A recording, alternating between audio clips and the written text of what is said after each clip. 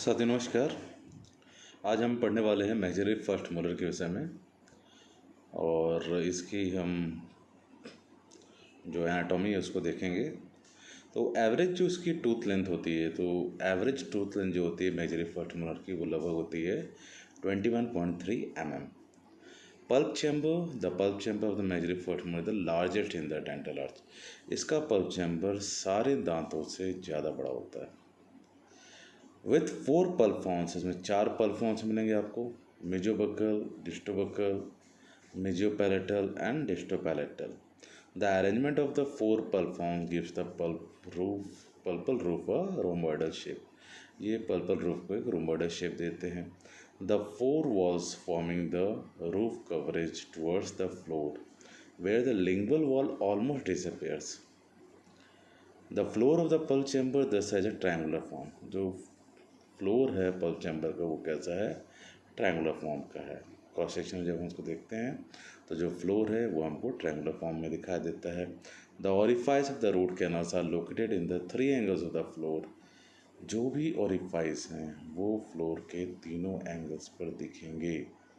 मेजियल थोड़ा ढूंढना कठिन जाता है। Anatomic dark lines in the floor of the pulp chamber connect the orifices. आपको एनाटॉमिक डार्क लाइंस भी दिखेंगे फ्लोर्स में पल्प चैम्बर में, जो कि ओरिफाइसेस को कनेक्ट करेंगे। The palatal orifice is the largest. जो पैलेटल ओरिफाइस है वो सबसे बड़ा है, इसलिए अक्सर ये बहुत जल्दी मिल जाता है। पैलेटल कैनाल ढूंढना बहुत आसान होता है। राउंड होता है या ओवल होता है और बहुत ही ईजिली आपको मिल जाता है एक्सप्लोरेशन करते वक्त। The mesiobuccal orifice is under the mesiobuccal cusp. आपको जो मीजियोबक्कल ओरिफाइस है वो मीजियोबक्कल कस्प के नीचे मिलता है, ये ध्यान देंगे। मीजियोबक्कल कस्प के नीचे ही आपको मीजियोबक्कल ओरिफाइस मिलेगा और कैनल मिलेगा। Is long buccopalatally and may have a depression at the palatal end in which the orifice of fourth canal may be present.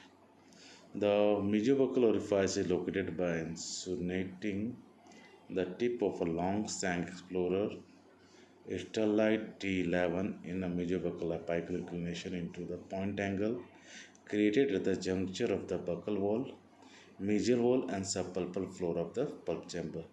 The distobuccal orifice is located slightly distal. जो distobuccal point है वो थोड़ा सा distal होता है and palatal to the mesiobuccal orifice.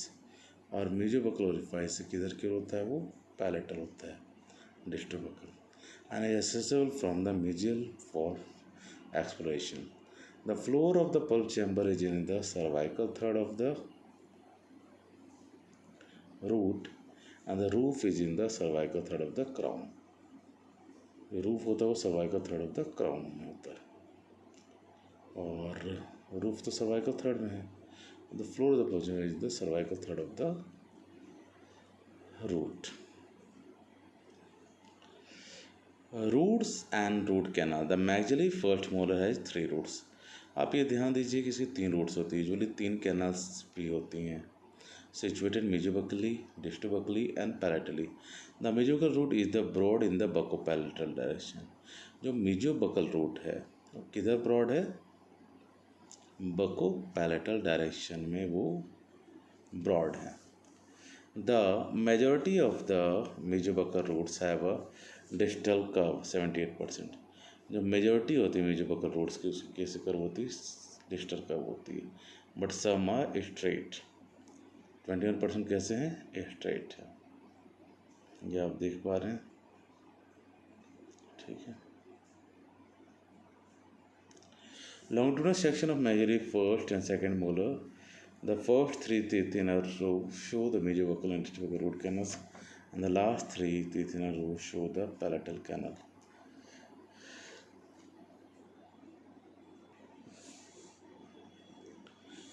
The majority of the mesiobuccal roots have a distal curve, 78% के distal curve होते हैं, बट सम आर स्ट्रेट, कुछ स्ट्रेट होते हैं, एंड सम आर एस और बायोनेट शेप, 1% होता है जो कि एस या बायोनेट शेप होता है। The mesiobuccal root has 1 canal and 1 foramen इन 64% ऑफ केसेस। mesiobuccal root जो है मैक्सिलरी फर्स्ट मोलर का, उसमें एक कैनल होता है और एक ही फोरामेन होता है अबाउट 64% केसेस में। It is the narrowest of the 3 canals. तीनों कैनल्स में अगर सबसे नैरो है तो वो है मेजोबकल canal. Flattened in a meso distal direction, तो ये मेजो डिस्टल डायरेक्शन थोड़ा सा फ्लैट होता है।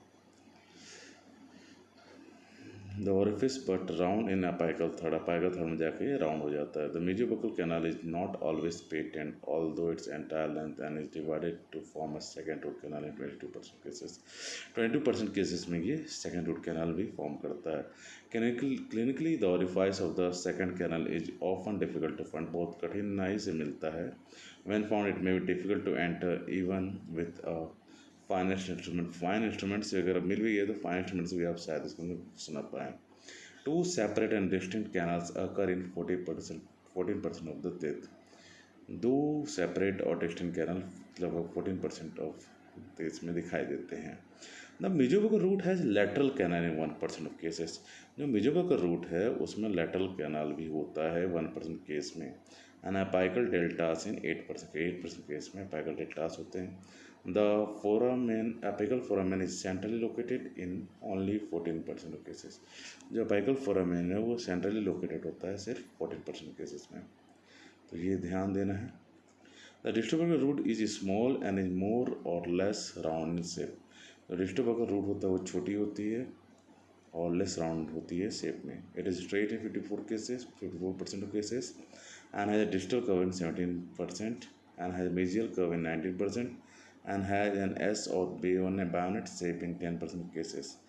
The distobuccal root usually has a single root canal। जो distobuccal root होती है उसमें usually single root canal होती है which is a narrow tapering canal sometimes flattened in a mesodistal direction but generally cone shaped ending in a small round canal in the apical third। तो आपको ये ध्यान देना है, जो डिस्ट्रीब्यूटर का रूट है वो यूजुअली उसमें सिंगल रूट होती है, उसमें सिंगल रूट कैनाल होती है विच इज नैरो होती है, वो tapering canal sometimes flattened in a major direction but generally cone shaped ending in a small round canal in the apical third. Lateral canals जो होते हैं are present in 36% of cases, आप याद ध्यान देंगे लगभग 36% में लेटरल कैनाल्स होती हैं। Apical deltas are present in only 2%, apical डेटा सिर्फ 2% में होता है। The apical foramen is centrally located in only 19% of the teeth. जो अपाइकल फोरामेन होता है वो सेंट्रली लोकेटेड होता है 90% ऑफ टीथ में। द पैलेटल रूट है the largest diameter and is the longest root of the maxillary teeth first molar. जो palatal root होता है उसकी डायमीटर सबसे बड़ी होती है and is the longest root of the maxillary first molar. तो पैलेटल रूट सबसे बड़ा डायमीटर होता है और लॉन्गेस्ट रूट होता है वो मैक्सिलरी फर्स्ट मोलर का। It is straight in only 40% of cases. It may curve buccally 55%, majorly 4% or distally 1%. The operator must be aware that this route may curve in the apical third towards the buccal because such a curvature is not apparent and radiographically। तो आपको ये ध्यान देना है कि ये क्या कर सकता है apical third towards the failure to recognize such a curve which may lead to perforation of the root। उस कर्व का आप नहीं देख पाएंगे तो perforation हो जाएगा। और not pre-curved during cleaning and shaping procedures। The palatal canal is ovoid mesiodistally and tapers toward the apex। जो palatal canal है वो ovoid होता है mesiodistally और taper करता है toward the apex where it becomes small round canal। Lateral canals are present in 40% of these roots and apical data are only seen in 4%। The apical foramen is centrally located in only 18% of the cases। Lateral canals are present not only in the roots 45% but also in the bifurcation 18%। One may see a divergence of as much as 45% between the palatal and buccal roots। Anatomic relation inside to the maxillary first molar lies under the maxillary sinus। जो maxillary first molar है वो maxillary sinus के नीचे है। The fundus of the alveolar socket containing the root में protrude into the sinus. जो fundus है वो जिसमें रूट होता है वो साइनस में हो सकता है। Produce small bony prominence in the floor of the sinus, जिसके कारण कि एक स्मॉल बोनी प्रोमिनेंस जो है वो साइनस के फ्लोर में दिखाई देगा। As in the maxillary second premolar bony defects in this small prominence may leave only the periodontal ligament and the mucoperiosteal lining of the sinus to separate the root from the sinus cavity। This close relationship may produce soreness in the maxillary teeth due to maxillary